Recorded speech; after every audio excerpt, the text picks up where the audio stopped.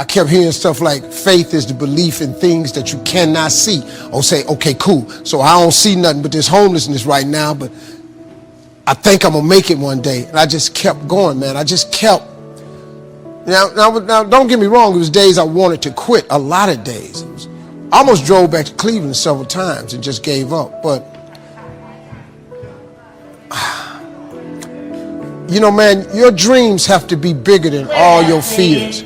If you see, that's why you have to have big dreams, because your dreams have to be bigger than all your fears and all your consequences. What makes people go back is you dream too small. See, your problem in life ain't if you aim too high and you miss it. Your problem in life is if you aim too low and you hit it. You messed up now. So when you aim to the moon and you miss, you still amongst the stars. So it kind of keeps you motivated a lot longer, man, to help you push through. Because everybody's gonna have to have a push through moment. Because everybody has a turn back moment. The key to making it is you can never turn back. See, God is always coming. See, look, man, when you ask God for something, God boxes it up, put your name on it, and he ships it the day you ask for it. Soon as you ask for it, he ships it. The problem with the package is he never tells you the date that it's going to arrive. If he did that, it would destroy the one element that he requires, your faith. So God sends your package, but he only delivers to Faith Street.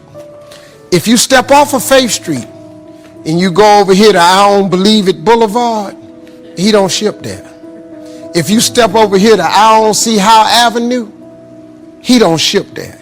If you step over here to Ain't No Way Circle, he don't ship there.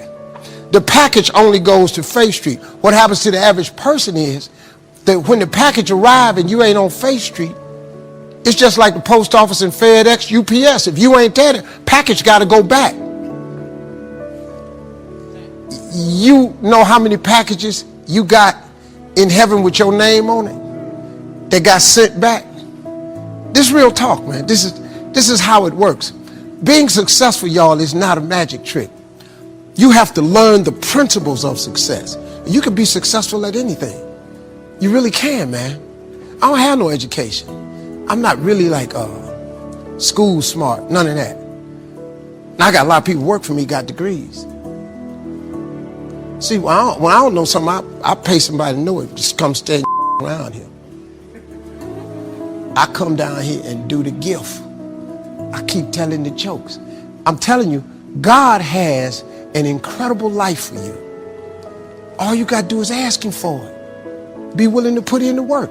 The capacity to strengthen and increase your hunger is the one common denominator amongst the most successful people. Richard Branson's a good friend of mine, and Peter Gilbert, Steve Wynn, all these guys, they've never lost their hunger. Most people are hungry to achieve a certain amount, make a certain amount of money, and then they get comfortable and relax, or to get a certain level of fitness and then they relax. But, Richard is as driven today as when he was 16 years old starting. I mean, he's like on fire, and he's 65 years old. Warren Buffett is 85 years old. He's as driven today as when, he began the journey, right? And so people that have that hunger, I believe intelligence, I love people that are wickedly smart. And I work to be wickedly smart by educating and training myself and so forth and training my brain.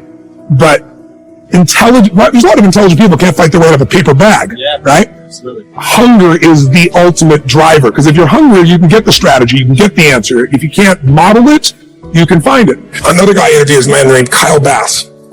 Kyle Bass took $30 million, gathered money together, a lot of money, but other people's money, turned into $2 billion in the middle of the subprime crisis. That's a very big return. You can say that in 2 years, right? Oh my God. So I'm like, how did you do this? It's historic. And there's several books you read and they open up the chapter, and some of the most historic books written recently. The gentleman who wrote Flyboys also wrote one of the books and starts out talking about Kyle Bass doing this incredible piece. It's like being there with him. But the way he did it was he risked 6 cents to make $1. And he just leveraged that up. Wow. So he could be wrong how many times and still break even? 15, he could be wrong 15 times and make money. So, but he's also smart as hell. He looked at things, he evaluated things. It's more detailed than I explained in the book, but the core they all have in common is they risk for valuable returns. And I say to you, there's more in you right now than's represented in your bank account. There's more in you right now that's being reflected by your life right now. Your life is not a true reflection of your potential. You have greatness within you. You have the ability to do more than you can ever begin to imagine. There's a reason that my favorite book says, as a man thinketh, so is he. And as he continues to think, so he remains. In order for us to begin to break into that level of greatness that we have within ourselves, you have to make a conscious choice every day to expose your mind to positive messages. So I put myself on a regimen. I do this every day, and I suggest that you do it. Write this down. Number one, listen to motivational messages every day. If you have Choosing Your Future, a set of tapes, the CDs that we produce, or Creating Your Greatest Life, I guarantee you, if you do what I'm sharing with you right now, for 6 straight months, every day, your life will never be the same again. I guarantee it 100%. You listen every day for 1 hour to Creating Your Greatest Life, any of those messages, because faith comes by hearing and hearing and hearing. What it will begin to do is interrupt the story in your mind. It will override the story that you believe about yourself. It will distract all the negative thoughts that you have that's holding you back, that held me back for 14 years. When I used to go see the #1 motivational speaker on the planet, Zig Ziglar and Tony Robbins, and my heart said, I can do that. I love to help people. I'm just like my mother. And then my mind would ask how. And I went from my heart to my mind. And my mind would say, Les Brown, you don't have a college education. Les Brown, you've never worked for a major corporation. Les Brown, you were labeled educable mental retarded. They call you DT, the dumb twin. You're not as smart as your brother. Have you ever thought about something you wanted to do and you convinced yourself that you couldn't do it? See, sometimes we need to have some external voices. And so by listening to motivational messages, that began to override the negative thoughts that I had about myself in my mind. And it gave me a new story and empowered me and gave me a vision of myself beyond my circumstances and mental conditioning, and started me to writing a new chapter in my life. And so now, money will never be another issue for me. And that was an issue for most of my life, because I didn't know what I didn't know, and I thought I knew. So one you have to do is that you have to have a mindset development strategy where you are deliberately taking an hour every day listening to a motivational message. Every day. Here's something else.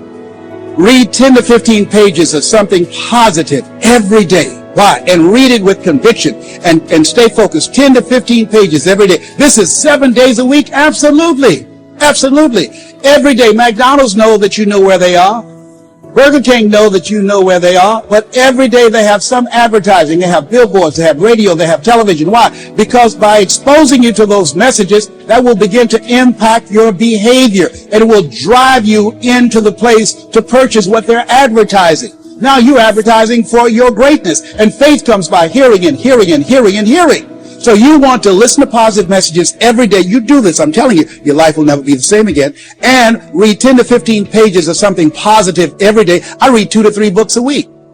Why? Because I have goals and dreams of things I want to achieve. I want my life to count. I want to make a greater impact. At this stage of my life, I'm working on my children's education. A good man leaves a legacy for his children's children. So I'm working on their education at this point in my life.